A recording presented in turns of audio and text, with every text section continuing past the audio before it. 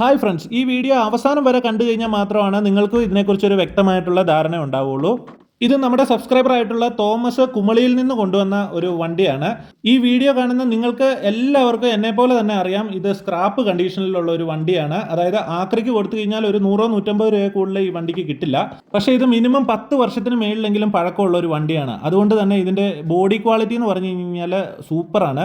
ഇതിൻ്റെ ആക്സിലൊന്നും നമ്മൾ കയറി നിന്നാൽ പോലും വളയല്ല. ഇത്രയും ക്വാളിറ്റിയുള്ള വണ്ടികളൊന്നും ഇപ്പം മാർക്കറ്റിൽ വരുന്നില്ല.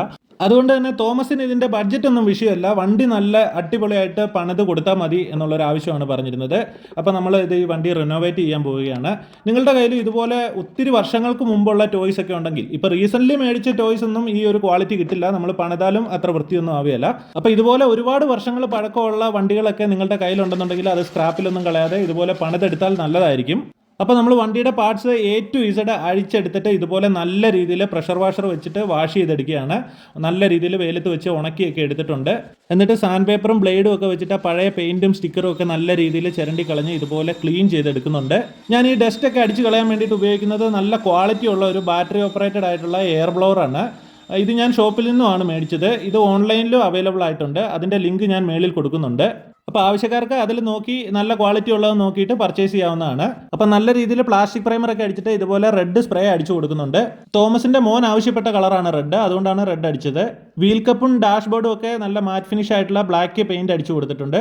ഇനി നമ്മൾ കുറേ നാൾ മുമ്പ് ഉണ്ടാക്കിയ റൊട്ടേറ്റിംഗ് സ്റ്റൂളിൽ വെച്ചിട്ട് ഇതിൻ്റെ വയറിംഗ് കിറ്റ് ഫുള്ള് ചെയ്തെടുക്കാൻ പോവുകയാണ്. നിലവിലിരിക്കുന്ന ഡാഷ്ബോർഡിൽ മ്യൂസിക് ബോർഡിനുള്ള ഓപ്ഷൻ ഒന്നുമില്ല. അതുകൊണ്ട് തന്നെ നമുക്ക് ആ മ്യൂസിക് ബോർഡ് സെറ്റ് ചെയ്യാനുള്ള സ്ഥലമല്ല, ഇതുപോലെ കട്ട് ചെയ്ത് അടിപൊളിയാക്കിയിട്ട് മ്യൂസിക് ബോർഡെല്ലാം സെറ്റ് ചെയ്തെടുക്കുന്നുണ്ട്. കണ്ടോ, വണ്ടിയുടെ ലുക്ക് തന്നെ മാറിയിട്ടുണ്ട്. അപ്പോൾ ഏകദേശം വണ്ടിയുടെ എല്ലാ പണികളും നമ്മൾ തീർത്തെടുത്തിട്ടുണ്ട്.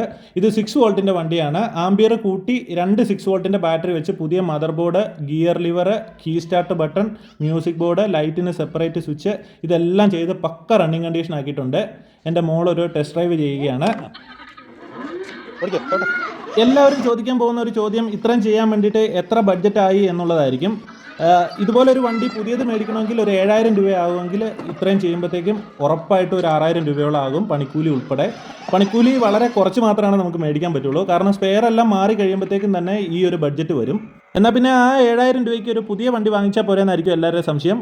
പുതിയ മിക്ക വണ്ടികൾക്കും ബോഡി ക്വാളിറ്റി തീരെ കുറവാണ്. സ്പെയർ ഒക്കെ ആണെന്നുണ്ടെങ്കിൽ വളരെ ക്വാളിറ്റി കുറഞ്ഞതാണ്. എല്ലാ വണ്ടികളുടെ കാര്യമല്ല കേട്ടോ, മിക്ക വണ്ടികളുടെയും. അപ്പോൾ നമ്മൾ റിമോട്ടിന് പകരം മൊബൈൽ ആപ്ലിക്കേഷൻ ഉപയോഗിച്ച് വരെ റൺ ചെയ്യാവുന്ന രീതിയിലേക്കാണ് ഈ വണ്ടി മോഡിഫൈ ചെയ്തെടുത്തിരിക്കുന്നത്. അപ്പോൾ ഈ രീതിയിലൊക്കെ നല്ല രീതിയിൽ ഒരു വണ്ടി പണിതെടുക്കണമെന്നുണ്ടെങ്കിൽ നമ്മുടെ സ്കില്ല് മാത്രം പോരാ, കൊണ്ടുവരുന്ന കസ്റ്റമറുടെ ആഗ്രഹവും അവരുടെ ഫുൾ സപ്പോർട്ടും ഉണ്ടെങ്കിൽ മാത്രമാണ് ഇതൊക്കെ സാധിക്കൂ. അപ്പോൾ ഈ വീഡിയോ നിങ്ങൾക്ക് ഇഷ്ടപ്പെട്ടിട്ടുണ്ടെങ്കിൽ ഒന്ന് ഫോളോ ചെയ്ത് കൂടെ കൂടിയേക്കണേ. താങ്ക്